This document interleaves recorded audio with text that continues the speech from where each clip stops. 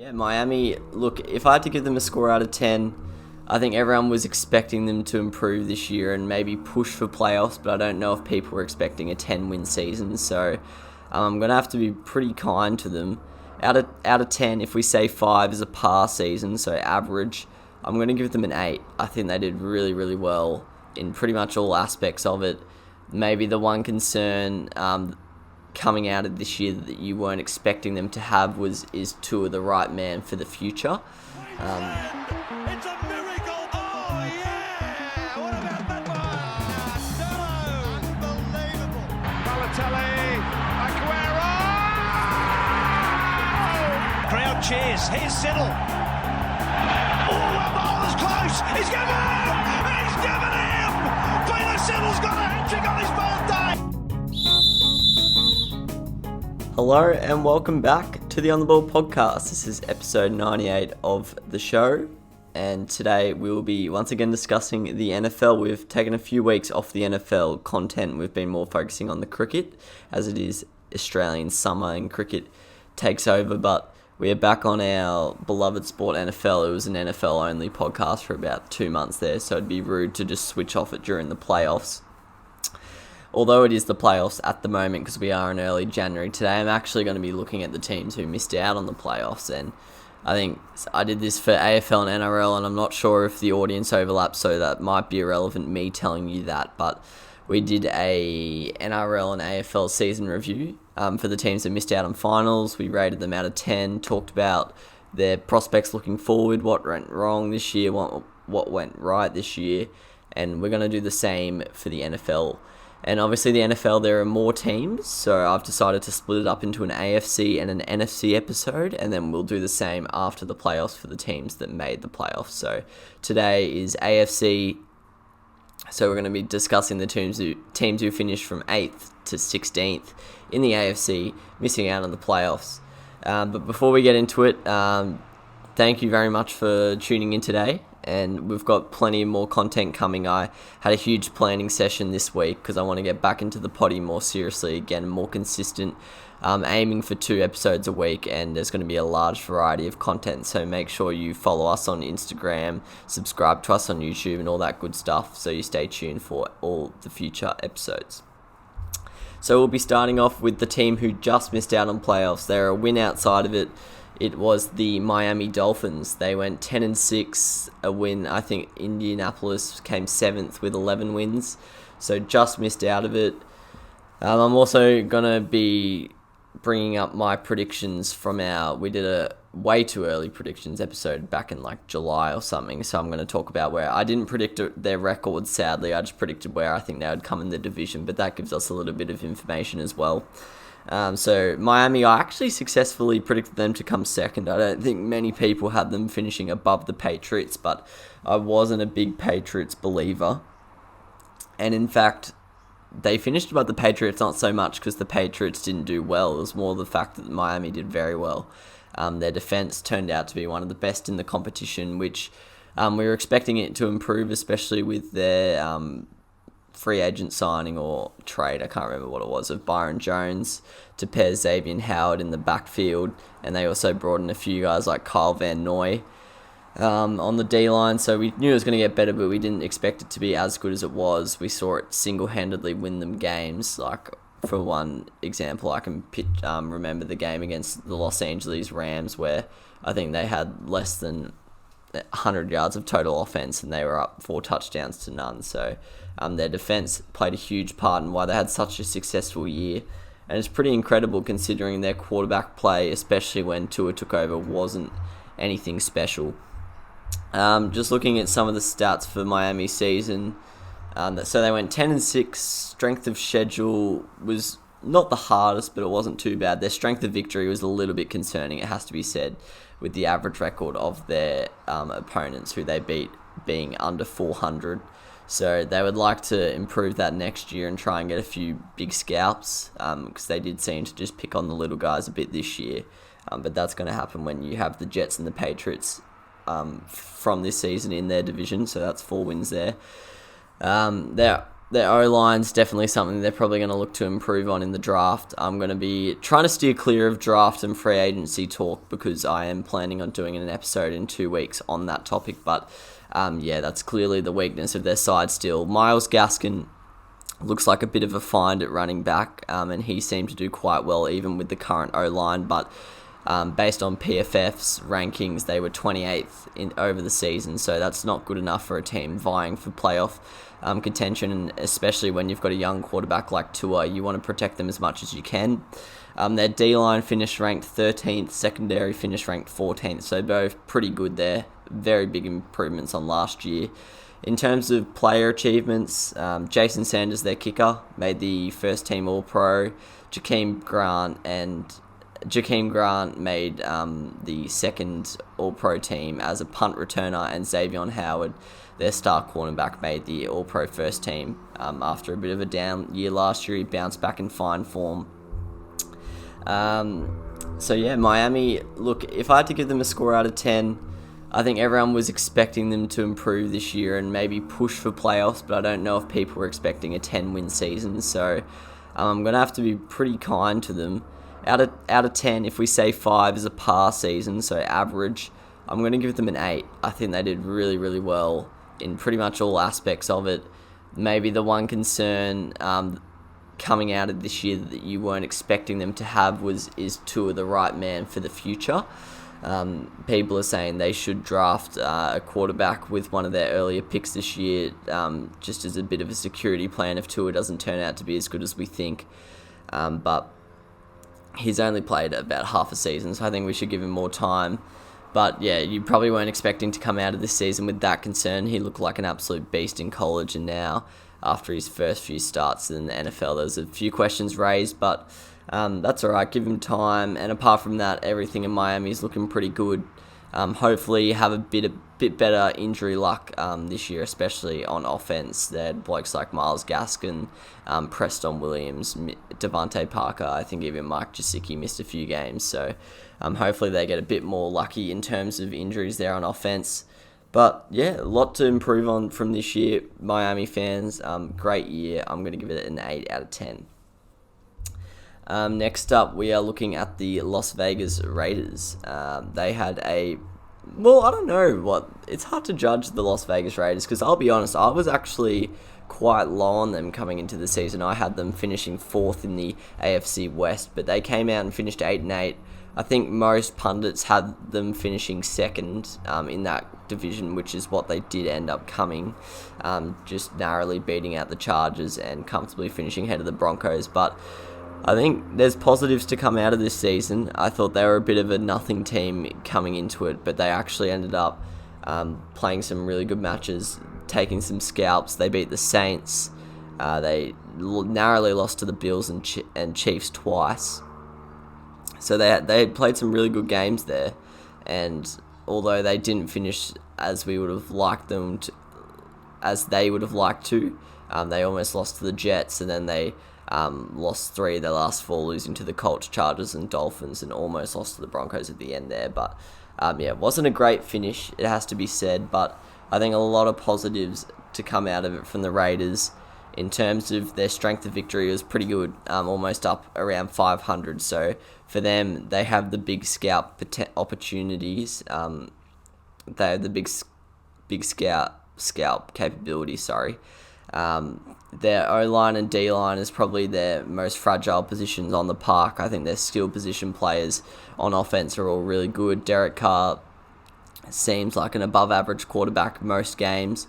But yeah, their O-line and then their whole defense, really, their secondary ranked 31st according to PFF, and their D-line 27th. So that's definitely an area to work on. I think they've had a few good finds in the linebacker position, but yeah, their D-line and secondary are going to be their main concerns for this season.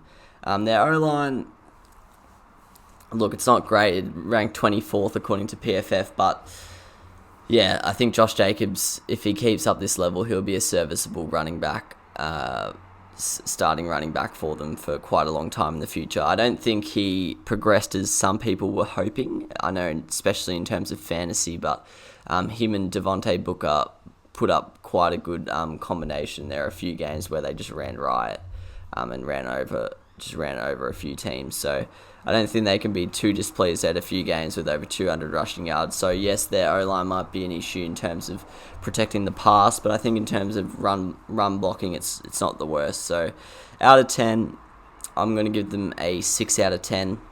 I think it was an above par season, especially from my expectations, and maybe a little bit from theirs, going 8-8. But there are a few sloppy games in there that probably stopped them from really pushing for that 7th wildcard spot.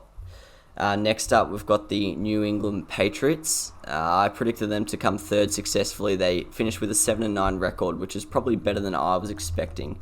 But some people had them still in double-digit win type numbers. But let's be real, I don't think this year there's too much to take away from it for the Patriots. They had a lot of their team, especially in defense, missing due to COVID reasons, opting out, but they're all going to be back next year. They had quite a few players who put up good performances. For example, they absolutely continue to kill it on special teams. They had 3 guys all in All-Pro, all in the AP, Associated Press All-Pro first and second teams from their special teams unit. And then they had Jacoby Myers, who seems to be quite a bit of a find. He showed potentials last year, but this year really stood out when he came into a prominent wide receiver 1 role when Julian Edelman got injured.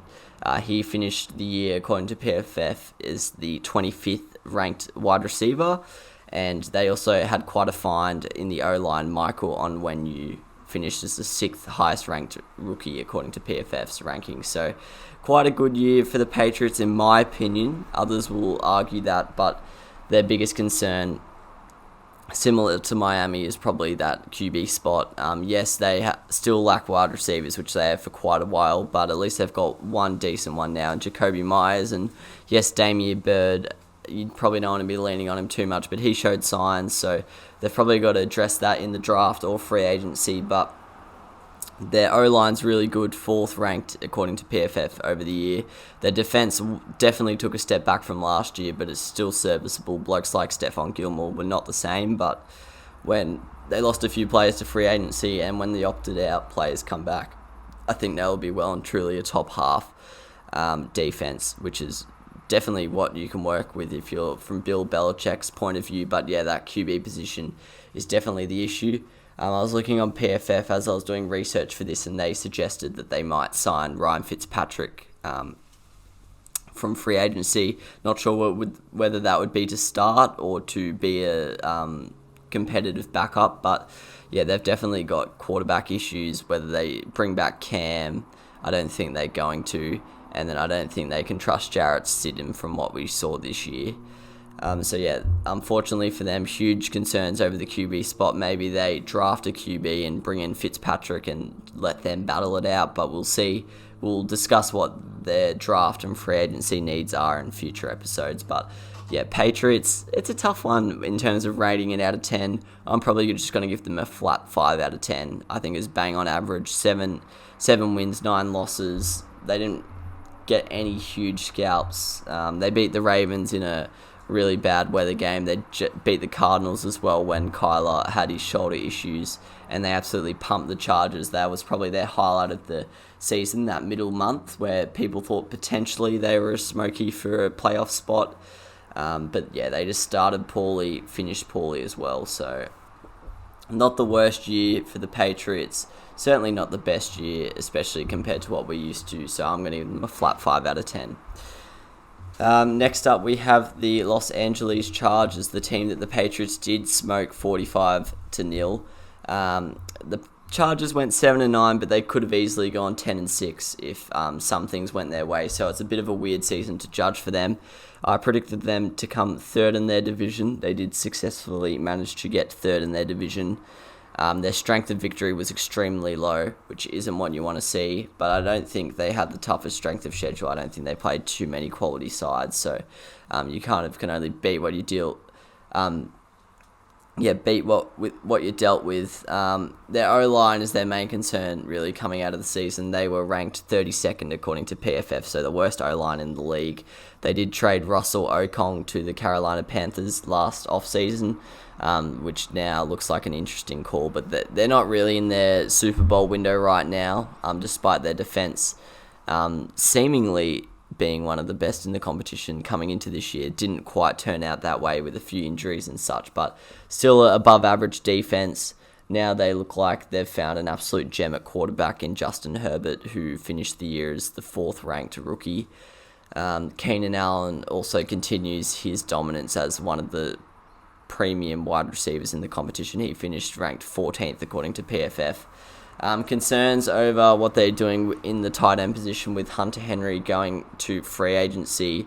Expected to re-sign him, but we'll see what they do there. Herbert did love his tight ends. I think he maybe threw touchdowns to about 4 of them come the end of the year, so he certainly loved that spot. So if they could sign Hunter Henry again, that would be pretty important, I think, for Herbert's rise next year. I forgot to mention this, sorry, but Joe Thuney, or Tooney, the guard from the Patriots, is also heading into free agency. So that'll be a big deal, really, come the off season, which we are going to be in about a month's time for the Patriots. But back to the Chargers, difficult year to rank, really, because there was a few games that came down to the final drive, and if they went the Chargers' way, then all of a sudden they could have been Smokies for the playoff. I'm going to actually give them a 6 out of 10. I think they did better than we expected. Justin Herbert did better than we expected. He came into the draft as the significantly worse quarterback when compared to Tua and Joe Burrow, but he's come out of it this year with arguably being the number 1 of the class. People would say Burrow's still better than him, but that's up for debate. I'm going to give them a 6 out of 10. As I said, just a few split decisions away from being playoff contenders, which would have been a lot more than they were expecting this year. Derwin James, their main man in defense, next to probably Joey Bosa, was injured for the whole season. Chris Harris, their big free agency signing, missed a lot of games as well. So I'm going to cut the Chargers some slack. I'm going to say it was a good year, although Anthony Lynn has been sacked in the meantime. But I think it is a 6 out of 10 type season from the Chargers, if 5 is what we were expecting. Now I'm on to the 12th side in the AFC, onto the Denver Broncos. Another tough team, I'd say, to judge. I predict them to come second. They had a killer off-season in between the 2019 and 2020 seasons. They finished 5-11, which I do think was a disappointment. I think I'm going to have to give them a below par score, which I'll get to later, but huge questions over the quarterback position. It does look like Drew Lock is not going to be the long-term man in Denver.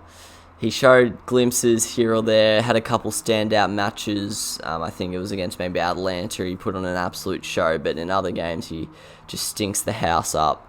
He didn't really come out and play the way he did at the back end of 2019, where they went, I think, 4-1 under Drew Lock. So we were expecting, I personally was expecting big things this year.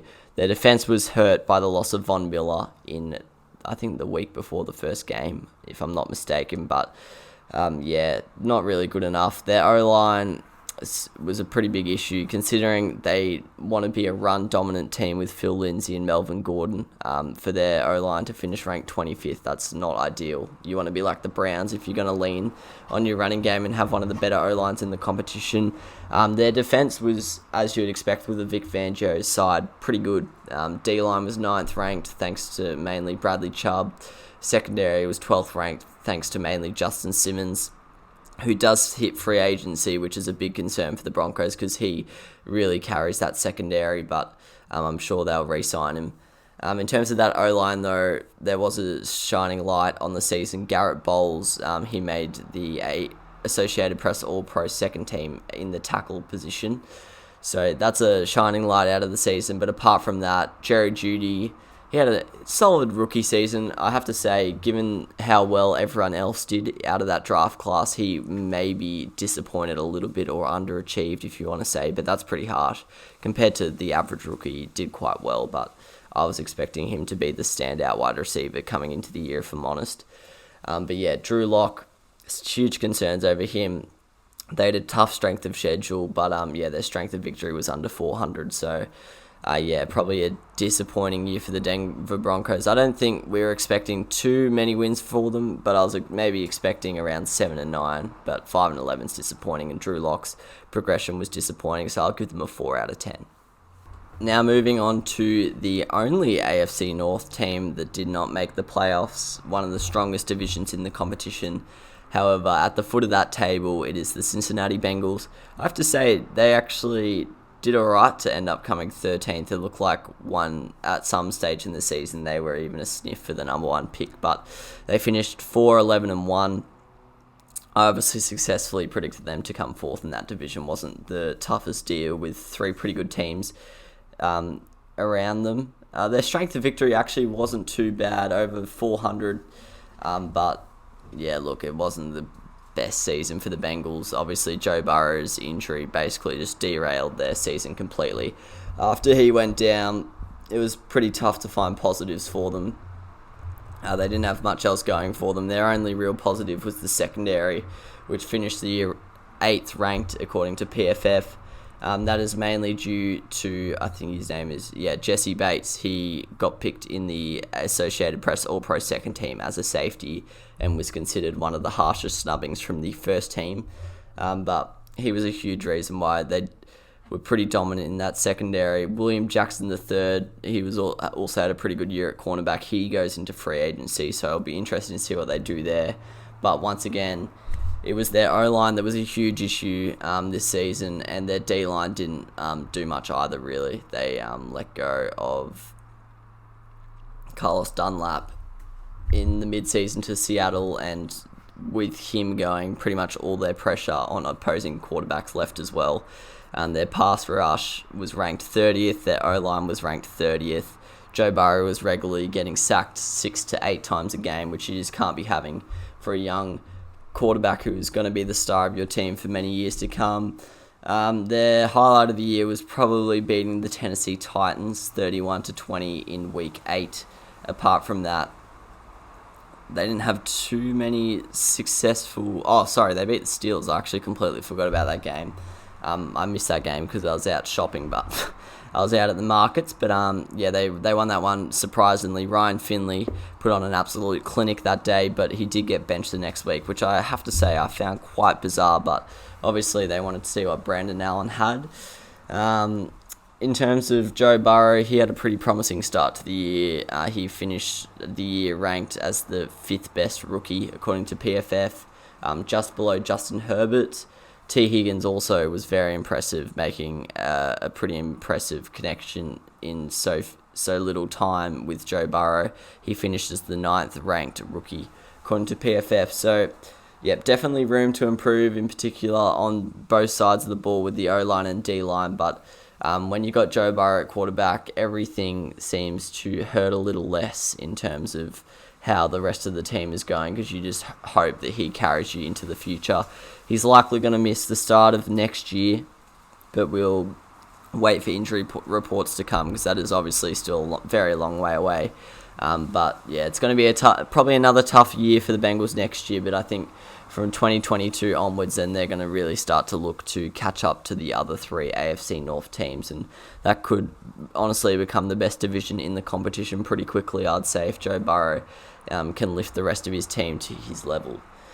14th, we're looking at the Houston Texans. They actually traded away. They don't have a first round pick because they traded Laramie Tunsil, so that's not ideal. They traded for Laramie Tunsil, but the Houston Texans finished with 4 wins. And look, they've probably... Oh, I forgot to grade the Bengals, sorry. I'm just going to give them a flat 5, probably exactly what we expected. 4 wins would probably be the mark, I'd guess.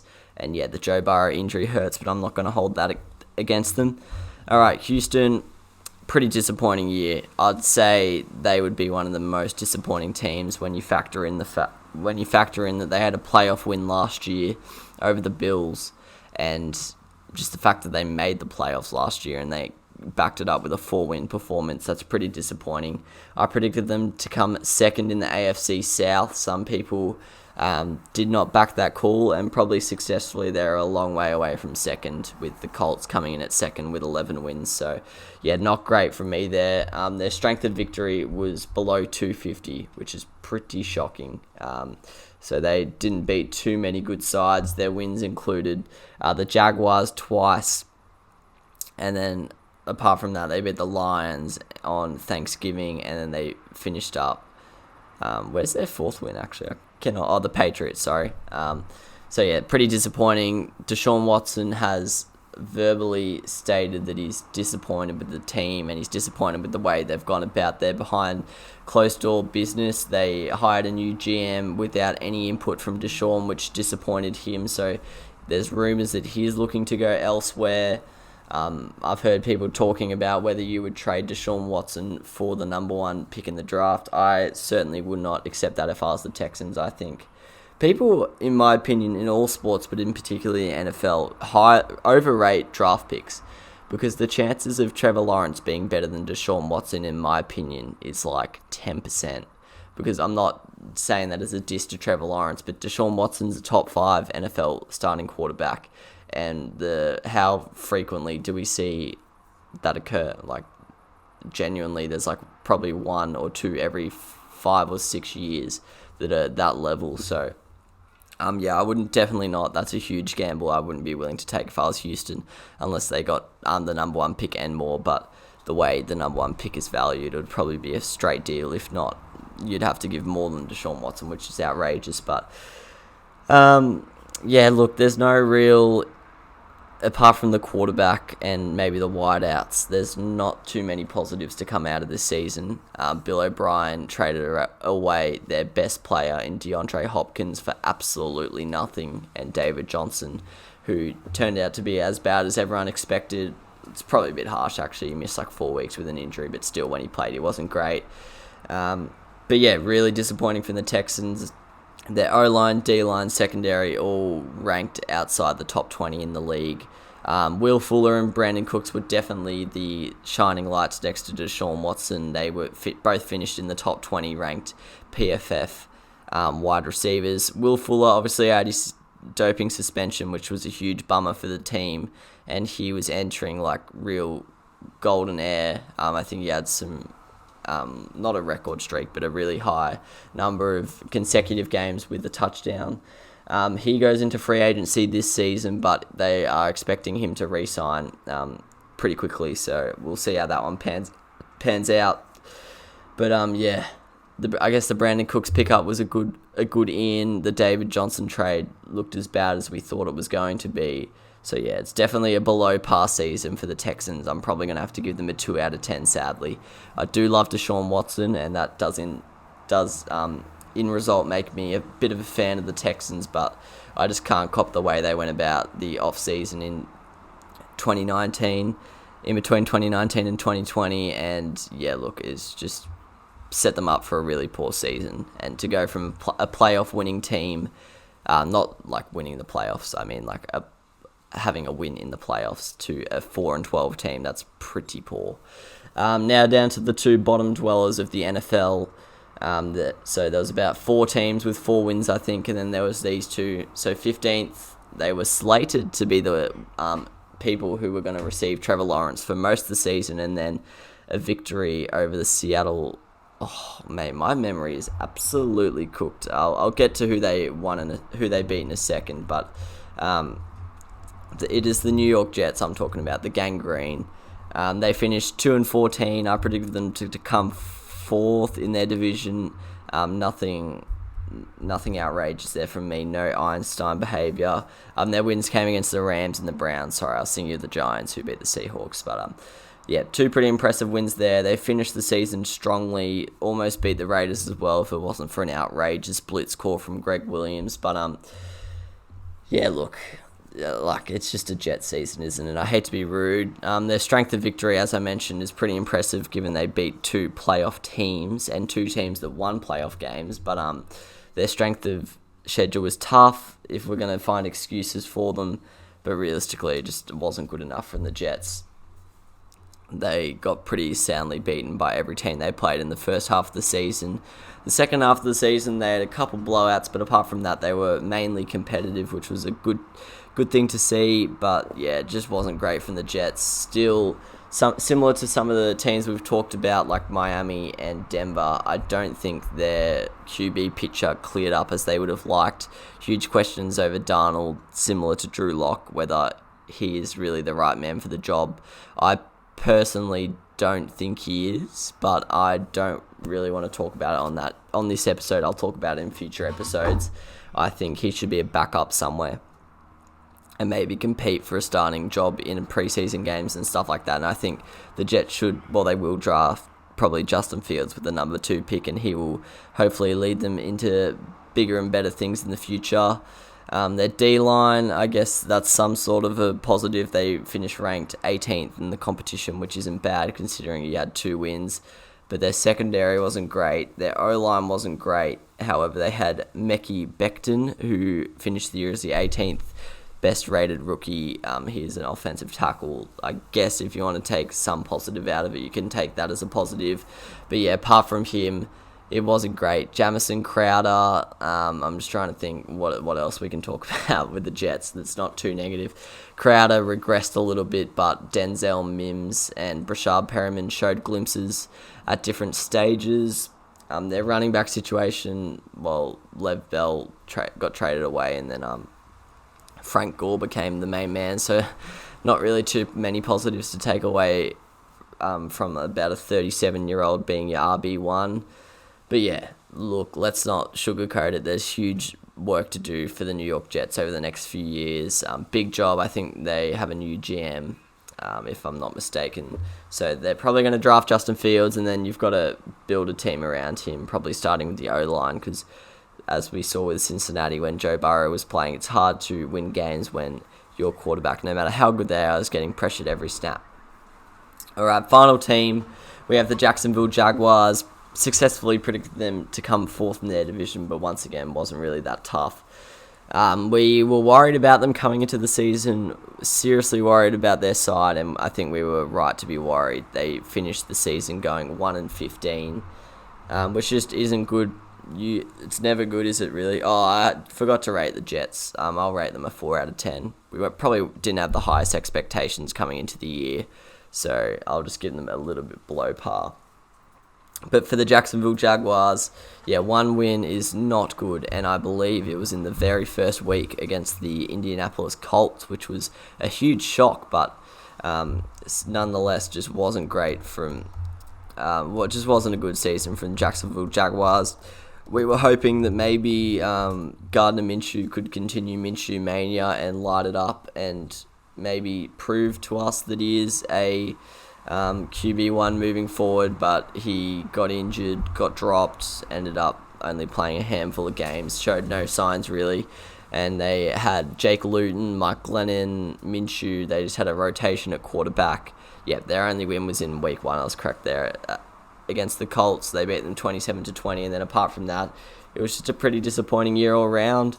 In the middle, after their bye, they had a few close games, pushed a few good teams, such as the Browns, the Vikings, the Packers, all to within a score of winning those games, but I don't think they were ever too close if you actually go back and watch them.